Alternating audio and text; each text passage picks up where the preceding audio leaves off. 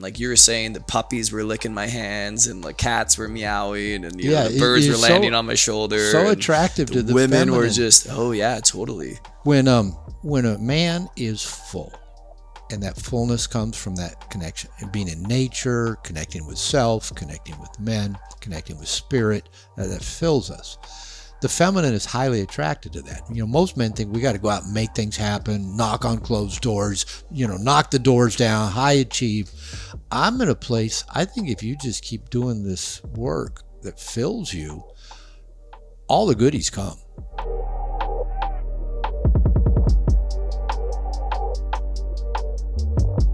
Yeah, you just see more and more statistics that there really is an epidemic of isolation and loneliness in men. And we talked some about that this weekend, and just the effects that has on men, physically, emotionally, psychologically, their health, their well-being. Because we men were built, we're wired, we evolved to have depth of connection with other men. So nowadays men either go alone because they can, guys can get off by themselves and just they got their technology and they can do that. Or we go seek connection from females, from women. And that's understandable, but our forefathers didn't go seek connection from females. That's just, men and women did not really start living in close proximity with each other until after World War II. When men went off to fight, women who'd always been at home now went into factories to build the munitions and whatever was needed to fight wars. The men came back and the women stayed. And then now, of course, men and women work together. And I'm not making a judgment about that in any way, other than men have never been taught, or we've forgotten, throughout all of human history, we got our depth of connection from men, not from women. And I think because of desiring sexual access, of course, and a partner, and maybe to be a dad and have a family, we go through that pathway of trying to find women to connect with. But like this one guy, like I said, I talked to this at the workshop. He said, I just would rather be around women. I go, I used to be that way too. Until about my mid-30s, about the age he was, I said, I went to any event. I looked for the table, the group, wherever, an empty place around the women. And then when I just started my own personal recovery, got into a 12-step group, a men's group, and started realizing this is not serving me. Because when I get with women, I've got these covert contracts. Oh, I'll be the good guy. I'll listen. I'll pay attention, and then you'll think I'm special or value me, or maybe even something will come of it. And it wasn't clean. It wasn't clear, and it wasn't serving me. And I don't think I was serving them in any real way. And, when I finally started connecting with men, so since about my mid-30s, if I go into any public space, I look for the guys. Who are the guys to connect with? And I think that's what fills our bucket as men, that now we have space to connect deeply with women. But, even when I was a marriage therapist, I'd tell men all the time, a healthy relationship is built on the foundation of good guy friends. Yeah. Because nowadays, if a guy's in a relationship and he, his wife's pissed at him or nagging him or withdrawn or, this, that, or the other thing. And if your woman is your best friend, as, we've kind of gone through that phase. Hopefully we're coming out the other side of that where, we're supposed to be soulmates and best friends and everything with our partners. Yeah. Okay, your best friend is acting pissy with you. Who are you going to go talk to? Yeah. Who are you going to go get connection from? Who are you going to get support from? You can't. Your best friend's not talking to you. Your best friend thinks you're a jerk and an asshole, right? And so we just need that good foundation. And I remember in my second marriage when I started connecting with men, back then we'd just take a road trip and go watch baseball games somewhere in the country. And my second wife rarely wanted to have sex. And she was very critical and judgmental of me in many ways. And I'd come home from these retreats with a guy, and it wasn't even, masculine embodiment. It was just watching baseball. Guys just having fun being with guys. Yep. I'd come home and she would say, I'm always so attracted to you when you get back from these trips. Yes. And I know my wife now, who is always attracted to me no matter what, when men come to our home, when they come to my workshops, or when they just come visit, or when I go do these workshops, I think like a lot of women, she has a little anxiety of, or what's really going to happen, or what is he up to something? Men, because most women think when men go away, they're up to something, and often they are, unfortunately. And I think my wife's kind of figured out, that these are good men that my husband's hanging out with, and she's the exact same way. She just is so lit up by who I am when I'm around men. And, she's been sending me messages this week. You're so big. You're so amazing. You're a great man. I'm so proud of you. And if we've got that connection with men, it just brings that energy and supercharges the relationship with the woman. Yeah. And then when we're struggling because she's, withdrawn or bringing up the past or projecting her stuff, and we're all this, and we're going, if we've got our connection with men, we can hang in there. We can deal with it rather than thinking, I got to run. I got to get out of here. Yeah, absolutely. I was going to share the same thing. Like the best times that I have in my relationship, the deepest intimacy, the most polarity, like just the memories that I can think of where it was like, wow, that was a really beautiful period of our relationship, is always right when I come back from a retreat, or have been in nature for a long time alone or out of contact. It's like that old absent makes the heart grow fonder, but it's also like being absent with men makes the heart grow fonder, because I'm so full. I feel like that stone Buddha or like the mountain where I'm just like, cool, I'm so full. All I actually want to do is give right now. Like I'm so excited to give. I'm so nourished.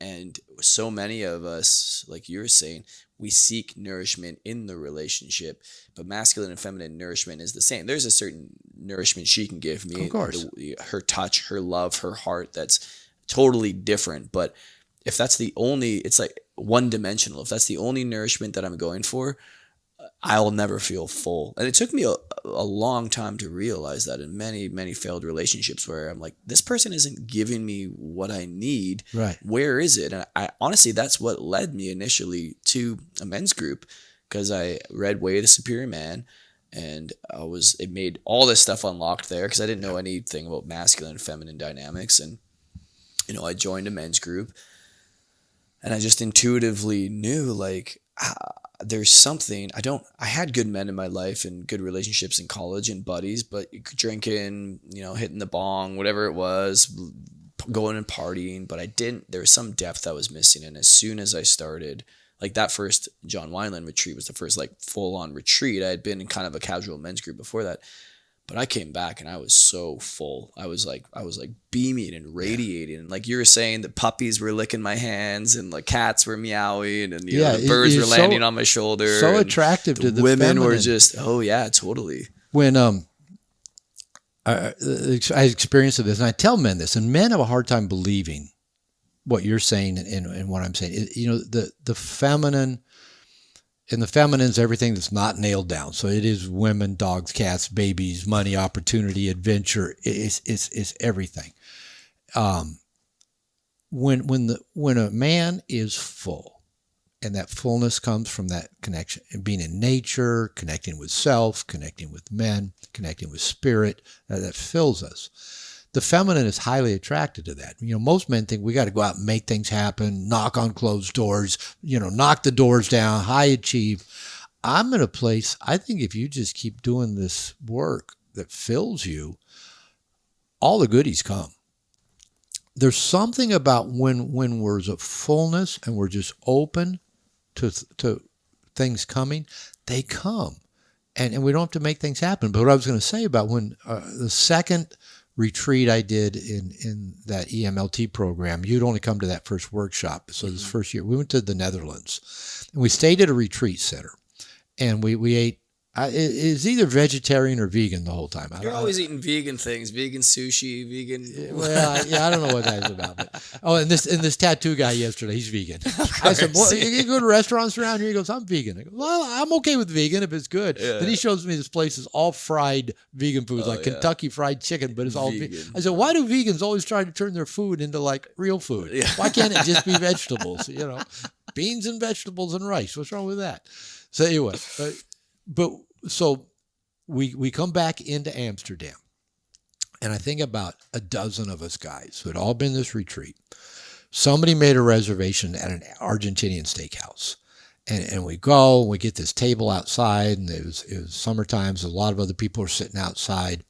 And we're just, the owner just took to us, and he's, bringing, bottles and carafes of red wine, and we're eating just, lots of steak, and just guys having a good, we're so close, we're so full, and we're oblivious to everybody around us.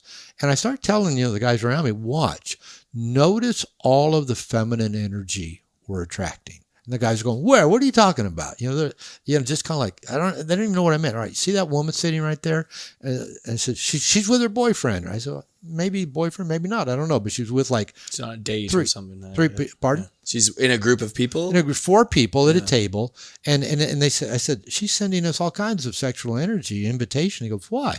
And the guy's going, you're drunk. I go, no, I'm not actually drunk. And I said, he goes, her back's turned to us. I said, yes, but she's on one hip. The other hip is hunched, and her butt is like, I said, that is primate invitation. No, you're just making that up. And I said, no, I said, we're attracting energy all around us. And the guys just, they wanted to argue with me. And we had a waitress who was probably 20, young woman. And I said, yeah, the waitress has, been wanting our attention too. Oh, no, she's just doing her job. And I said, I'll be right back. I went in, asked, I think I already knew the woman's name. And I said, give me your number. I want to call you. She just wrote her number down on a card and gave it to me. Went back out, put the card in front of him, and said, the waitress just gave me your phone number. She's going, how'd you do that, man? I go, I didn't have to do anything. She was already opened. She was already there. And then, so, they're still like wanting to argue. So then we go to this bar that had some live music and wasn't very busy yet. It wasn't too late yet.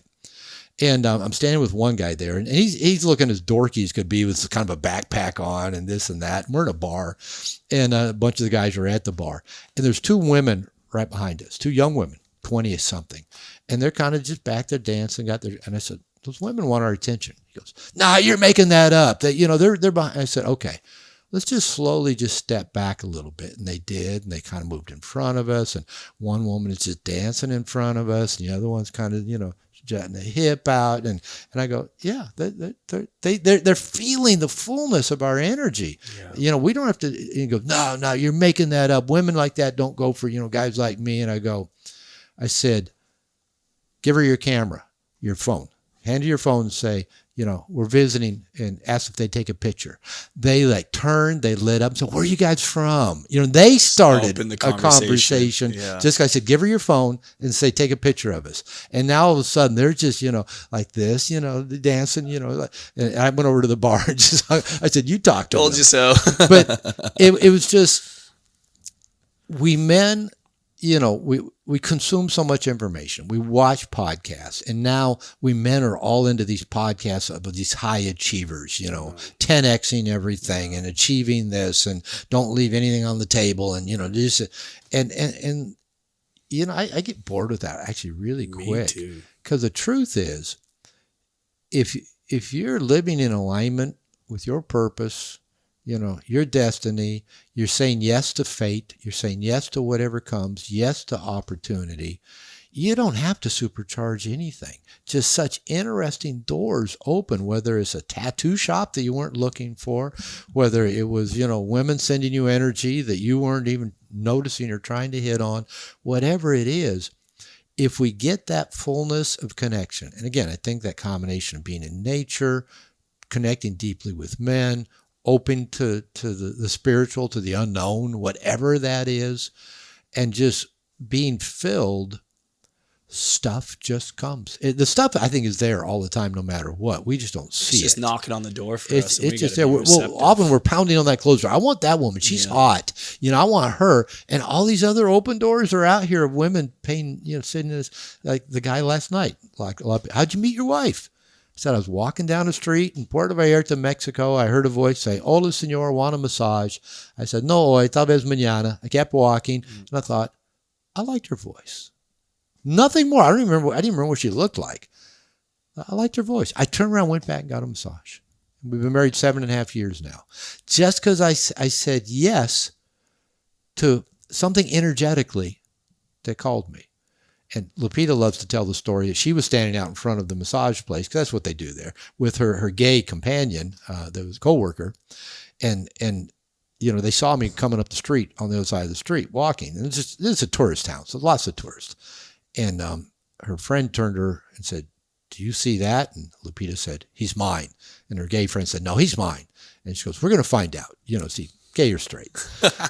So she got to be the one to say, "Hola, senor, want a massage?" And, I'm straight. I went with her. But she said it was like the hand of God turned her head and said, "Look." She said, "I've never had that experience." So what if those kinds of experiences are happening all the time? I know. All the time, but we're so caught up. I came out, I've rented a Ford F-150, and I had to park it out in the street because the parking lot in the Airbnb condos, the space is too small. So I come out this morning, running a couple minutes late. I got a big box here, comes closed, got my backpack. And as soon as I look, there's a Volkswagen SUV parked that much from my front bumper. And there's a big truck unloading over on the other side of the road. And I go, I hope that other car isn't still behind me. It is. It's that far. There's no way I'm getting that Ford F-150 extended cab out, because and the SUV in front of me is like blocking even an entryway. And I thought, what am I going to do? I thought, okay, the door's open. I don't have to get and go. And so I looked around, thought, I don't think they're in this business. I think they're in a little pick quick or whatever the little thing is right here. I tried rocking the car to see if I could set the alarm off, thinking, well, maybe they got an app that their alarm would go off. It couldn't get the alarm to go off. And so I walked around, went in front of the quick pick, and there was like a crowd of about 40 people out there just standing and talking. They had some kind of group, I don't know what.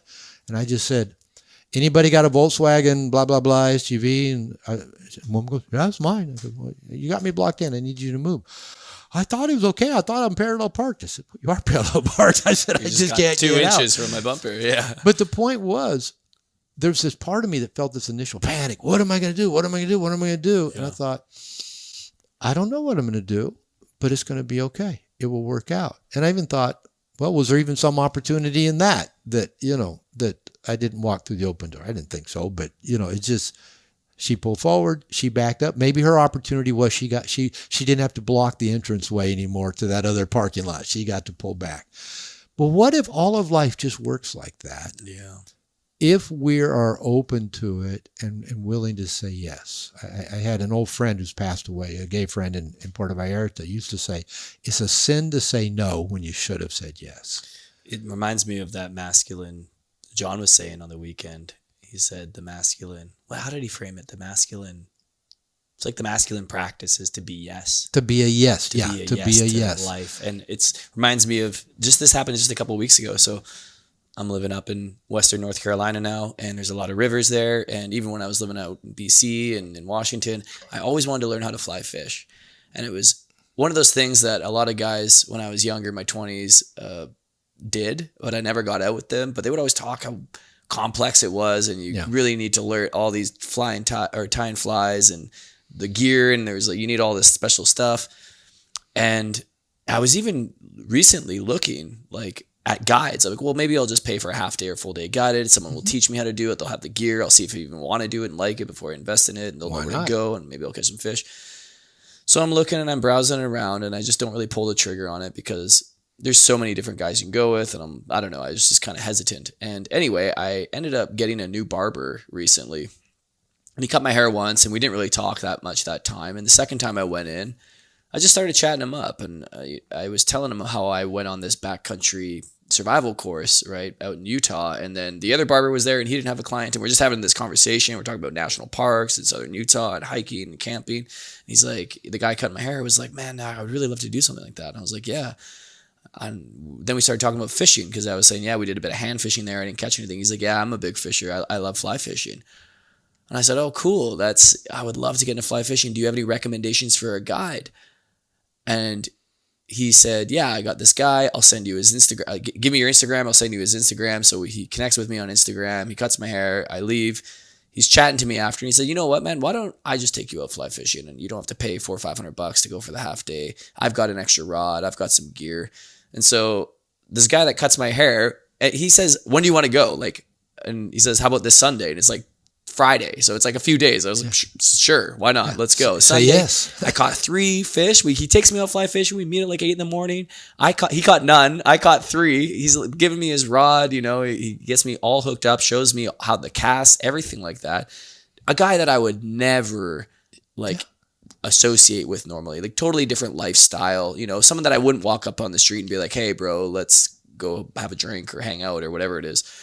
We end up actually having this really deep connection. And then at the end of the day, he gives me a piece of gear. Like he gives me his whole tackle kind of thing. And he's like, I want you to have this because when I learned, someone gave this to me and this can be your first piece of gear. And, I can hook you up with, I got like pro deals. I can hook you up with the prices. Isn't life good like that? Amazing. And now I'm fly fishing. I didn't have to find a guide. I didn't have to pay any money. This guy's great. He's a new friend of mine. He's a fishing buddy and he's fishing every weekend. So he's like, anytime you want to go, man. So you're fly fishing. I'm going to have a tattoo. Exactly. All because in a sense, we just opened ourselves up to that and it's there.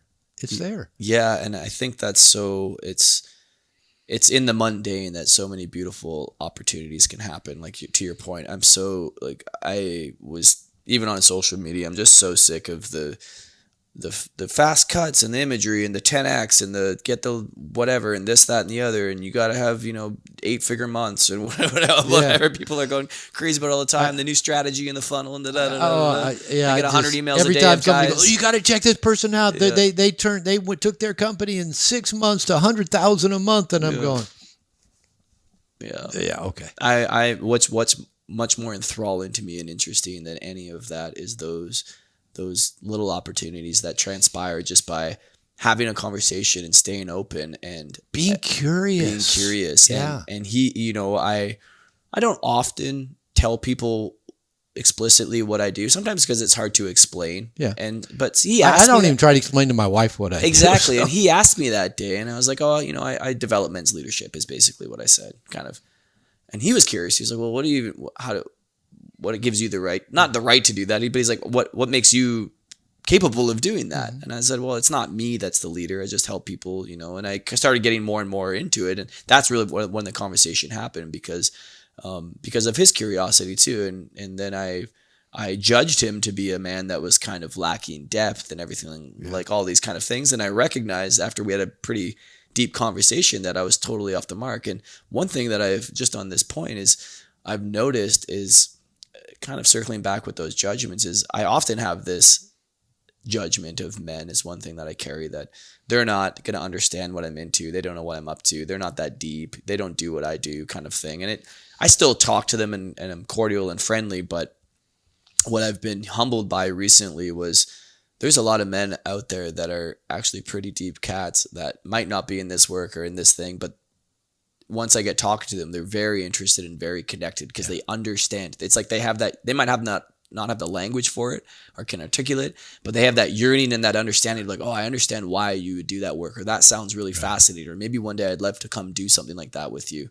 So Carlos, the tattoo guy I'm talking to yesterday, he asked the same thing. Well, what do you do? What, I was at a retreat, what, and they want to know. And he said, well, I said, I've worked with men. I've written a book. It's called No More Mr. Nice Guy about it. He goes, oh, we were just talking about that the other day. I said, about nice guys? And I explained that, they want to make everybody happy. They hide their faults or flaws.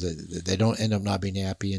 And so, when I left, I said, I'm gonna be here a few days. I said, I'm gonna give you a copy of my book. He goes, I'd really like that. So here was a guy, tattoo artist. I find out he's former heroin addict for 20 years. I think he's been to prison. He kind of hinted it, alluded at possibly. That. He had a T-shirt on with a handgun on the T-shirt, and when I said, I'll give you a copy of my book, he said, I'd like that. And I said, and I'm coming back to get the tattoo. He lit up when we were talking. So. And just because I got curious, I said, well, what's your heritage? And, what about your parents and grandparents? Where are they from? And, we're talking about how'd you get curious in crucifix art? Just getting curious with people. It is just interesting what opens up with no agenda, not trying to make anything happen. And now all of a sudden you're fly fishing and, you're getting tattoos. I'm getting another tattoo that I didn't know what I was. I just even asked him, I said, look at me energetically. Here's what I've got. Here's what I've got. Where do we go next? What's needed? And he said, well, maybe having come down each outside arm, like, a cat, a tiger, something, says they can kind of match, but not match. And then I would love to see you with sleeves, man. That'd be cool. Yeah, I love that you're getting tattooed. What are you, 68, 60? 68. 68, and you're still getting tattooed, man. That's Maybe. yeah, we'll see.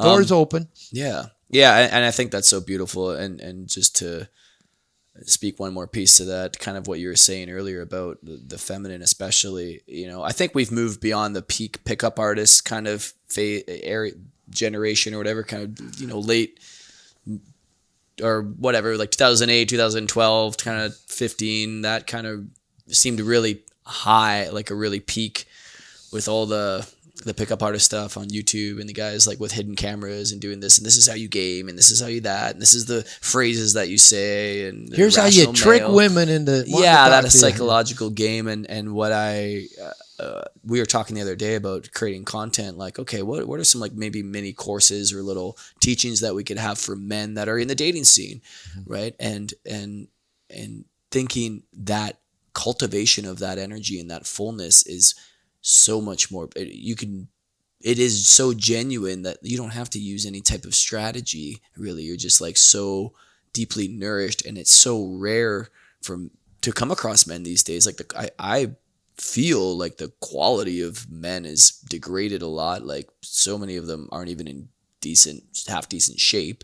They're addicted to porn. Their energy is way wrong and off, and they're hypersexualized and all this kind of stuff. And they think that like learning a few phrases or how to groom their hair or whatever like that is going to get them a woman, when the feminine is just feeling all of that, the textures underneath that. And they may find some success, but generally not with the quality of woman you'd want to enter a relationship with anyway. It's been my kind of read on that whole thing. And so I think for anyone listening or watching this, like if you really want to attract a great relationship and partner, or just good women around you in general, or good feminine energy, it's counterintuitive, because it's getting around more men, like you were saying, just makes you more radiant to women.